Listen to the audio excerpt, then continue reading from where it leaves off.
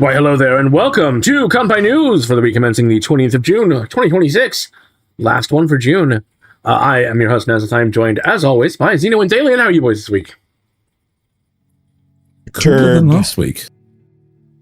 I know about some of the news. Yeah, I know. One of them keeps on coming up in my timeline. I'm like, I don't care.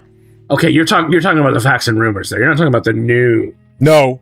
Oh? No. Oh. It's my first one. Oh, okay. All right. Well, let's get into that so you can find out what it is. Starting up front with, excuse me, new LA studio enters the anime-adjacent arena. Los Angeles-based animation studio Intelligent Animation officially launched on June 23rd, announcing its first two productions will be animated adaptations of Tapas webtoons. The Dragon Prince's Bride and The Prince's Personal Physician, both licensed from Tapas Entertainment, are set to premiere later this year on short-form streaming platform A-Twist, which I've never heard of. Founded by former Sci-Fi president Mark Stern and former APC Entertainment chairman Lloyd Braun, the studio combines traditional animation with AI-assisted production tools, while clarifying that AI is not used to generate scripts, original artwork, or voice performances. No, just what the fuck is it used for? So next up, Sergeant Frog steps on some very important toes. Ugh. God. Bandai Namco Filmworks and Bandai Namco Pictures have issued an apology following the unauthorized use of various intellectual properties in the new Sergeant Frog film. Wow. Most notably, the rights holders for Attack on Titan had explicitly communicated their wishes against such a reference beforehand, but an internal communications breakdown led to the film proceeding anyway. Both companies apologized to all affected rights holders, fans, production staff, series creator Mine Yoshizaki, and magazine editors, emphasizing the latter bore no responsibility. They have pledged to strengthen internal verification systems to prevent future incidents. All right. Yes. Joker's getting the anime treatment. Why so serious? DC Studios and Warner Bros. Animation announced Joker: Laugh Riot, a new anime following the Joker on a violent crusade to find Batman's killer during their Annecy International Animation Film Festival panel on Thursday. Yasuhiro Aoki is directing the worldwide release at Solar Entertainment. Separately, Kodansha's Morning Magazine announced a new Joker manga entitled Machibura Joker, drawn by Masa Ichikawa, launching July 2nd. DC and Warner Brothers also announced Absolute Batman and Crypto animated series during the same panel. No, not Absolute Batman. That is such a fucking comic. I love it. Absolute Batman. Batman in the Absolute Cinema pose. No. No. Absolute Batman is. Do you know the joke? No. I'm going with my thing. I don't care. My thing is funny. The logo on his chest is an axe head. My thing is funny. Nope. Anyway, the One Piece is real, and it's got a trailer. Netflix unveiled the first teaser trailer for the One Piece. They keep using this tagline. I might need to talk to the intern about that. Netflix unveiled the first teaser trailer for the One Piece, Wit Studios' remake of the One Piece anime, during Annecy on Wednesday, confirming that Mayumi Tanaka will reprise her role as Monkey D. Luffy, a role she's held since the original anime's debut in 1999. The 7-episode first season will cover the first 50 manga chapters across approximately 300 minutes, with worldwide streaming beginning February 2027. Masashi Koizuka is directing at Wit Studio, with series scripts handled by Taku Kishimoto. I thought, hold on. A lot of condensing. I thought she retired originally, because there's supposed to be like a different Luffy at the moment, because like the woman's like 73 years old. That does look gorgeous. That looks way better than the original Oh god, yeah, the opening original was like sequence. so washed out and awful. Well, not just that, but the original was fucking done in what, 98, 99? Yeah. Not Right? sure I like the CGI ship, but if they're going to use it anywhere, that's where you use it. It's inanimate Yeah, objects. That's the important part. Yeah. Yeah, keep that detail from a distance. The rest of this is looking pretty clean, very close to the original. No, this is way better than the original. No, Genuinely better. I mean, capturing the original style, but clearly, That's because it's the manga. yes, exactly. But yeah, it's so clean now. All right. Yeah. Well, yeah, because it's made Next up. now and not like, Yeah. Next up, Voltron forms up for a global distribution deal. Interesting. Production company Cake has announced a partnership with World Events Productions to distribute 280 episodes of the Voltron franchise globally. The catalog includes Voltron Go Lion, Voltron Dairuga 15, Voltron The Third Dimension, and Voltron Force. The original 1984 series was adapted from two Toei Animation robot anime, King of Beasts Go Lion and Armored Fleet Dairuga 15. The news comes after Voltron Legendary Defender departed Netflix in December 2024, though Netflix continues streaming 12 episodes of the original series under the title Voltron 84. Moving on. Princess Knight gets a ribboning good trailer. What? I don't even know what it is. It's supposed to be riveting? Is that what it's trying to say? I don't fucking... Anime studio Twin Engine has released the second trailer for The Ribbon Hero, its upcoming film based on Osamu Tezuka's Princess Knight manga. I didn't realize it was a Tezuka original.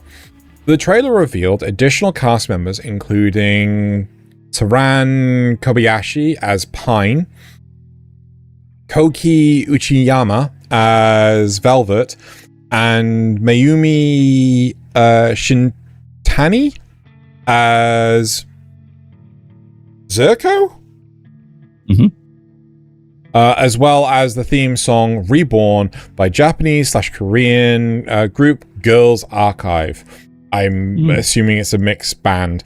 The film follows Princess Sapphire as she fights to protect her new home from the same calamity that destroyed her homeland.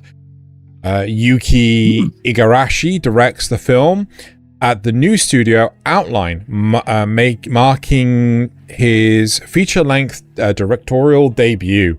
So wait, is it actually Twin Engine or Outline? I'm a bit confused on that regard, but regardless, both Nasuth and I have seen this trailer and it does look stunning. Very kind of confusing as to what's going on, but definitely want to watch it. Also, Absolutely. her outfit, Right, this is the most baddest ass magical girl outfit I've ever seen. All right, speaking of cool things, the cool things that I want to see, Ninja Scroll is back and it's cutting through Annecy. Singapore-based anime venture studio Kasaki Labo announced a new project connected to the Ninja Scroll franchise during its panel at the Annecy International Animation Film Festival on Wednesday. Madhouse and MAPPA co-founder Masao Maruyama, a producer on the original film, is serving as special creative advisor. The original 1993 film, directed, written, and character designed by Yoshiaki Kawajiri, is also receiving a 4K theatrical screening in the US and Canada on October 4th, 5th, and 7th via Sentai Filmworks with a limited edition 4K ultra-high def Blu-ray Steelbook planned for early 2027. So this is a new project. Not a lot of details on it as far as I can tell. Other than that, they're bringing it back, baby. So this could be like a Fist of the North Star situation. Cool. I've not actually watched the original. All right, on to the more lightning round stuff. Oda Sketches His Way to Volume 115. The One Piece franchise released a time-lapse video on Saturday showcasing the creation process for the cover of One Piece Manga Volume 115, highlighting creator Eiichiro Oda's digital rough sketches before he finalized design with pen and paper.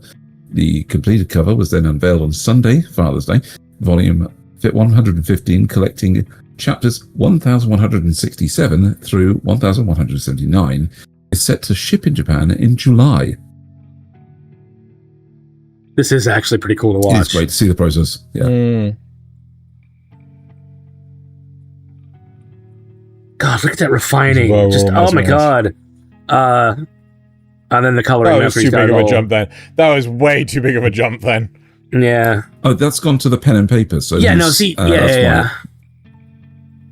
Anyway, very cool. So, very cool. yeah. Hope you One Piece fans enjoy reading that. Right. Uma Musume takes its show on the road. Literally. The Uma Musume Pretty Derby franchise has announced the remaining stops for its 7th event world tour following the opening performance in Tokyo on June 20th and 21st. The global tour, a franchise first, will visit Los Angeles Peacock Theatre, London, Seoul, and Yokohama.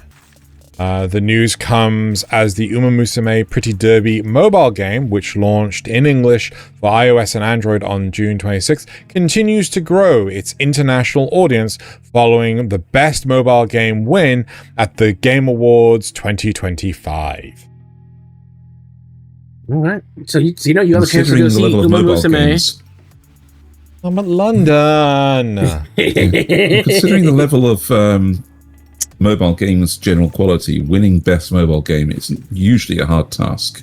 Yeah. But hey. I mean, I'm so intrigued to what this. Surely it's not going to involve like anyone running like on the stage. No, it's going to be the musical performances. It's going to be the musical performances. Just the music. Yeah. It's just got to be the musical performance. But then you see there's things are running. Also, no gold chip, no go. Right. MAPPA is back. MAPPA kicks it for Japan's World Cup anthem. Now, given that this is World Cup stuff, I'm not going to play this video. They will almost certainly get us. Japanese musician Kenshi Yonezu debuted a short MAPPA animated music video for his latest single, Karasu, or Raven, on Thursday, which also serves as NHK's official 2026 FIFA World Cup soccer theme. The animation follows a man's journey from childhood to joining the Japanese national soccer team, tying into NHK's broadcast of Japan's match against Sweden on Friday, last Friday. The FIFA World Cup 2026 is currently underway across the United States, Canada, and Mexico, running from June 11th through July 19th, with the final set to take place at MetLife Stadium in East Rutherford, New Jersey. Imagine having to go to New Jersey. New Jersey. On a minor tangent, have you heard about like all the debacle with covering up the brands across the stadiums? No. That aren't sponsored. No. Yeah. Basically, the ones that aren't sponsoring the World Cup have to be covered up, including Levi's, which is like, Levi's Stadium and things like this. So Levi's have lent into it and they've changed their branding and advertising to nothing to see here. So it's the Levi's logo covered up. It's like, nothing to see here. Oh my god. It's just like very clever. That's smart. That's smart. Speaking of corporate shenanigans, McDonald's Japan says I'm loving it to Mamoru Hosoda. McDonald's Japan has previewed a new set of commercials for its annual Summer Big Mac campaign, this time featuring iconic scenes from the Mamoru Hosoda films The Girl Who Let Through Time, Summer Wars, and Wolf Children. The ads, which begin airing on June 30th, which is when this comes out, isn't it?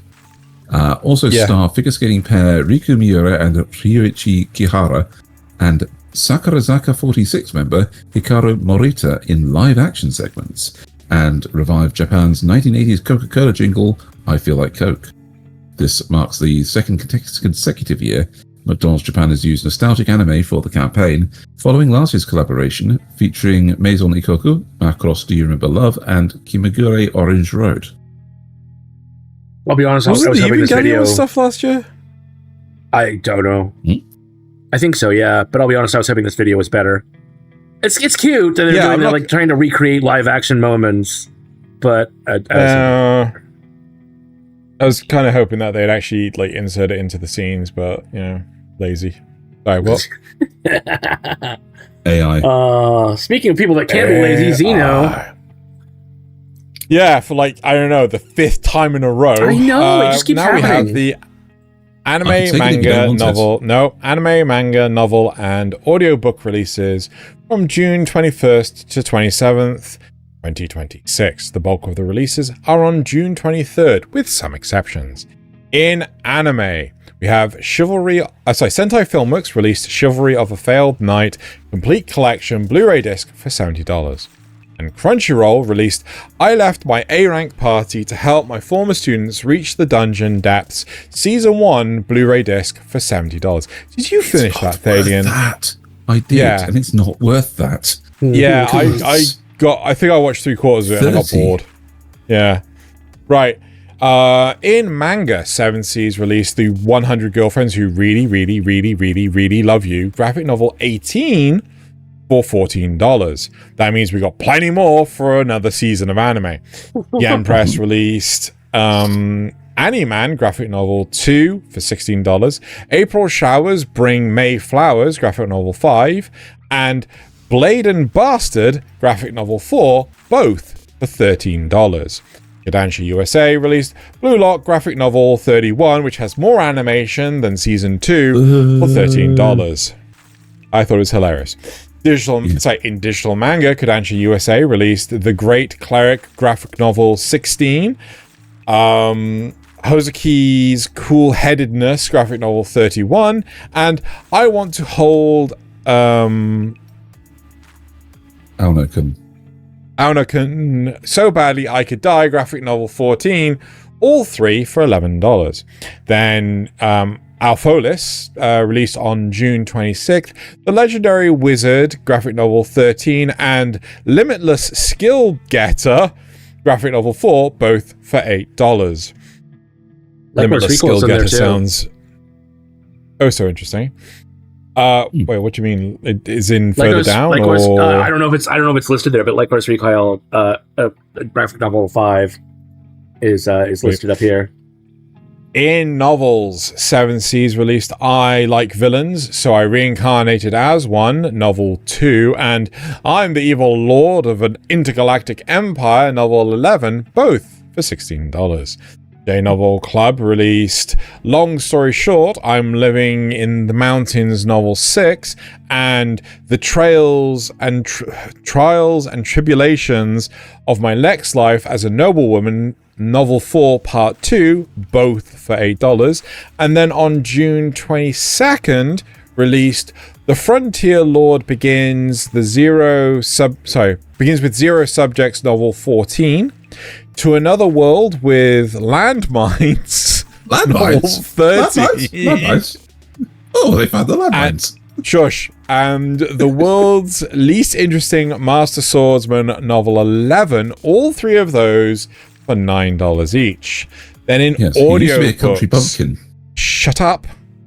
Then in audiobooks, Yen Press released 86 Alter, novel 1 for $26. And Seven Seas on June 25th released Didn't I Say to Make My Abilities Average in the Next Life, novel 4. Magic User Reborn in Another World to as a max level wizard, novel 1. Reincarnated into a game as the hero's friend, Running the Kingdom Behind the Scenes, novel 3.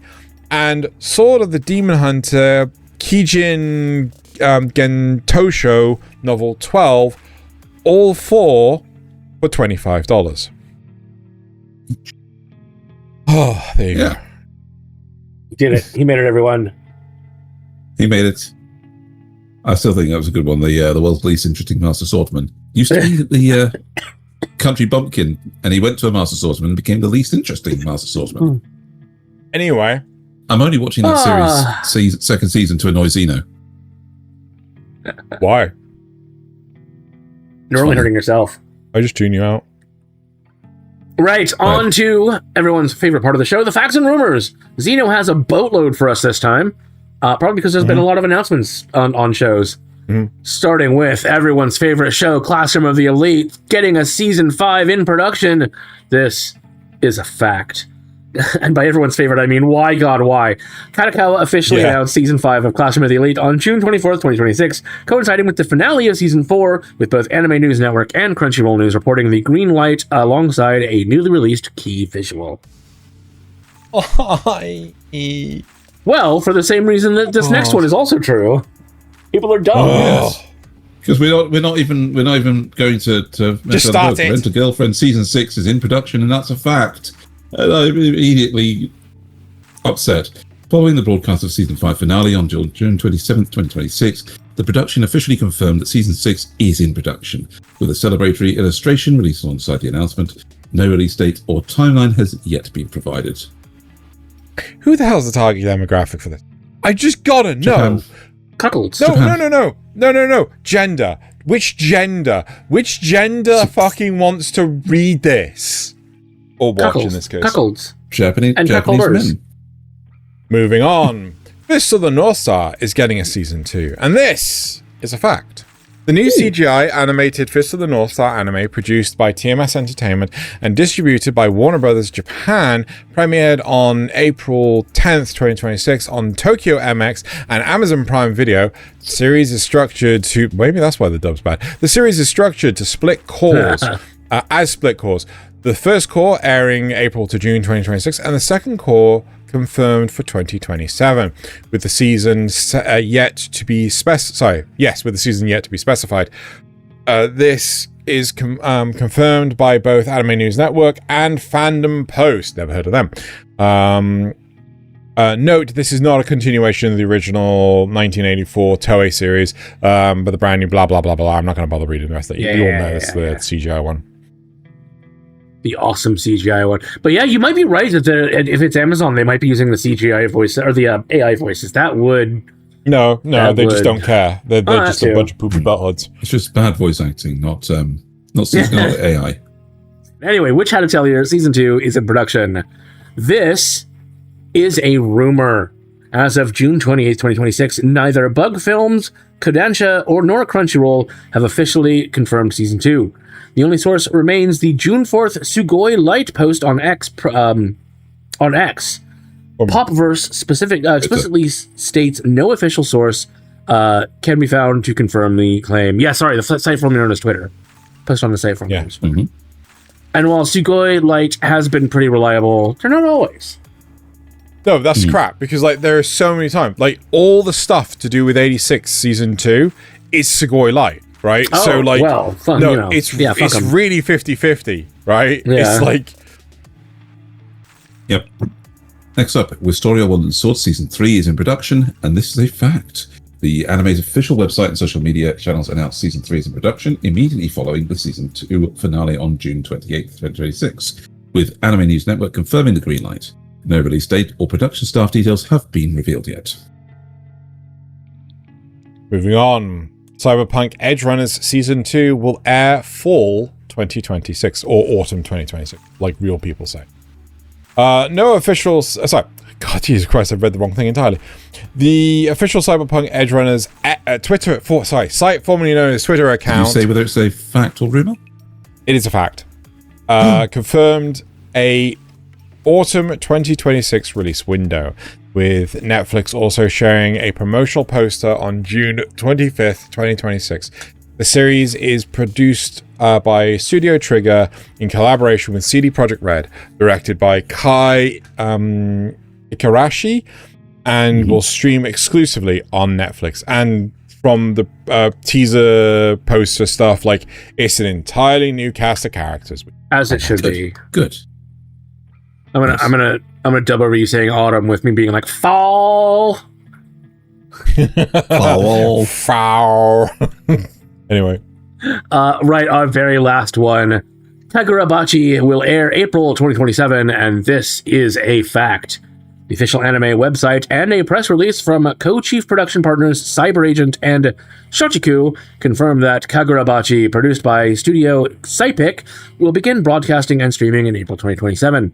The announcement was made at Shueisha's Jump Press 2026 live stream on April 27th, 2026. Which one is Kagurabachi?